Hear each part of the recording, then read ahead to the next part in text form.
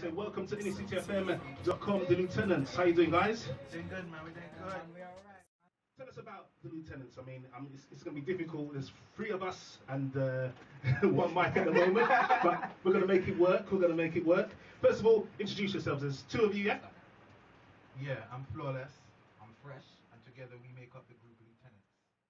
Okay. And when did you meet? When did it all begin for you two? Was it long-time friends? You family? How did it all begin for you two? You know what? We actually met on a track one time. We actually met on an R&B track that we was doing, that we was collaborating on, and we just found out we both love soca music and we wanted to get into it, but we didn't know how to start. So we started one tune together called West Indies, and from there it was just alright. Two guys, you're both in the music industry. Yeah. How did it all get together? You know, we young, growing up, people started the music business and then they sort of stopped, whereas we sort of gradually just kept doing it. So it's like he sort of saw that potential in me, that drive, that determination. He had the same drive, the same determination.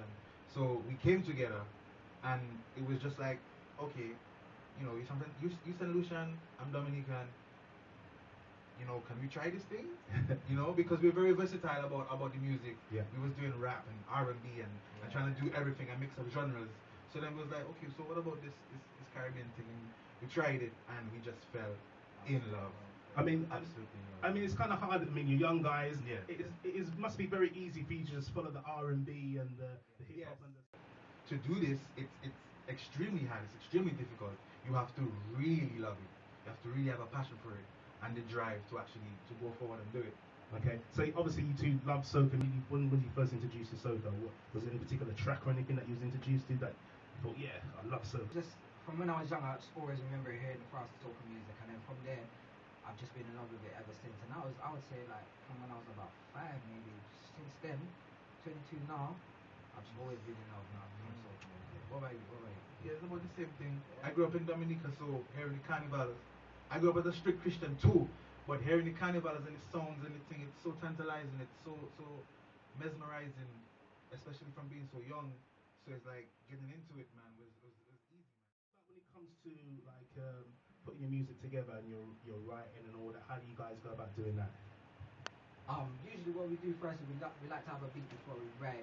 Listen to the beat, and usually I'd say that the beat actually tells us what to write. We don't even, it just comes straight from the beat. How long does it take you? I mean, can you do a tune in a day, or is it something that you take your time and do a few weeks? You may go doing a tune. We could do a tune we could write a tune in 10 minutes, but it doesn't necessarily mean it's finished in 10 minutes, because we have to record it and then we have to listen back to it and hear everything that needs to be changed and come back and then go away again. We don't write first and then look for the rhythm. The rhythm hits us, and then we write.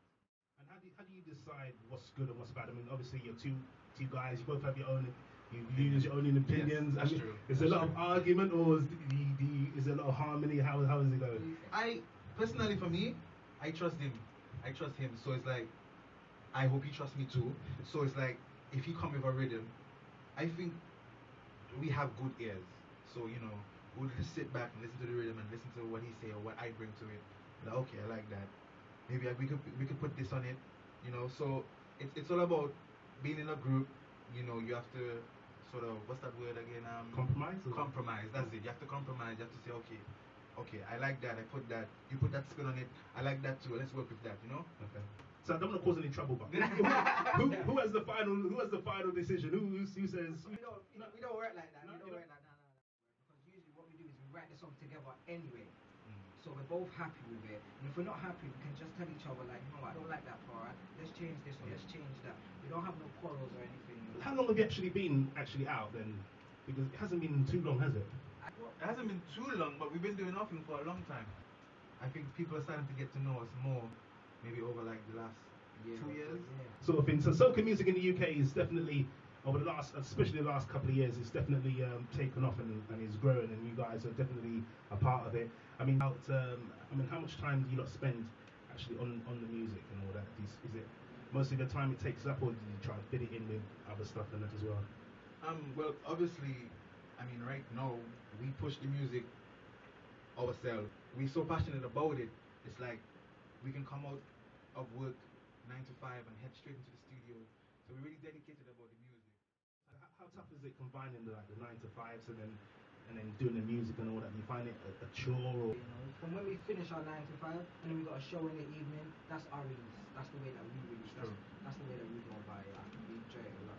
Okay. And what about do the people that at work, do they know that you're an artist and that as well, or is it just you, as I like to put it, people they don't know I'm a DJ and that, so you're Clark Kent when you're at work 9 to 5 and outside of work when you come to the music you're Superman now, is it? I'd say it's the same for me. For me it's the same. Yeah. I'd say I'm like that as well. Like not a lot of people know. I say if you're in the soca scene you know, but if you're not, then most likely you wouldn't. What about you? What do you say? Yeah. Around this year though, from the album release, a few of my workmates start to know about the album and stuff like that, know about the music. So it's good though, it's good. Yeah. How hard have you found it to doing it all on your own and all that? The hard thing about it is it's finding the resources yourself, sort of trying to create the opportunities and stuff like that. But you know, there's DJs and there's people out there willing to support you. So you know, it's not so bad. I mean, do you find you get enough support from us DJs, or? We would like a bit more help with the DJs, but that's with everything. I'm sure everyone would say the same thing. Everyone would like their music played by every DJ. But I think we do have DJs that do push our music a lot, and we do appreciate that. We do thank them for that.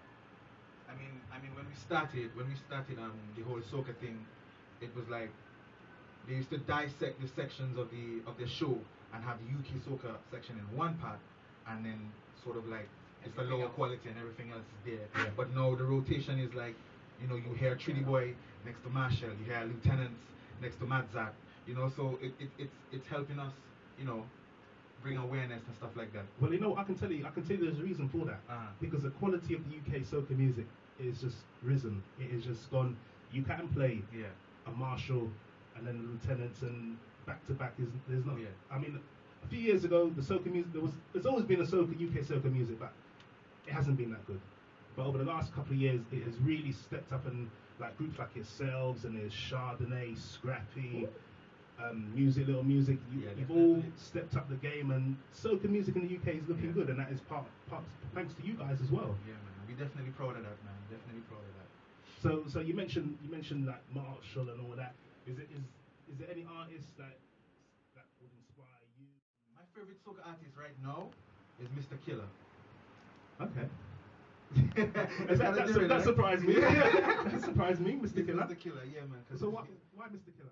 There's some artists that can really do the groovy, the really slow and grinding sort of tunes, and then you have the really powerful artists like Fabulous, Skinny Fabulous. But I think he's one of the best artists that can dip between both. Okay. You know, with tracks like Mirror Mirror and then Stink and Dirty, he really have that sort of talent. And me as the sort of raga artist of Lieutenants, the sort of bigger voice, I would like to emulate that, you know, so he inspires me a lot, man. You know what? I can see what you're saying. Yeah. I can see what you're saying. Oh, what do you know? Me, I'd personally say Marshall. Yeah. But you know I'm gonna say that. I always say that. I say that because I've always been inspired by his harmonies. For me, I'm a guy that likes to do harmonies, and I've always been inspired by Marshall's harmonies, and I always like. He tries to emulate Mr. Killer. I always try to emulate Marshall in terms of how he does his harmonies. So that's my. It's OT.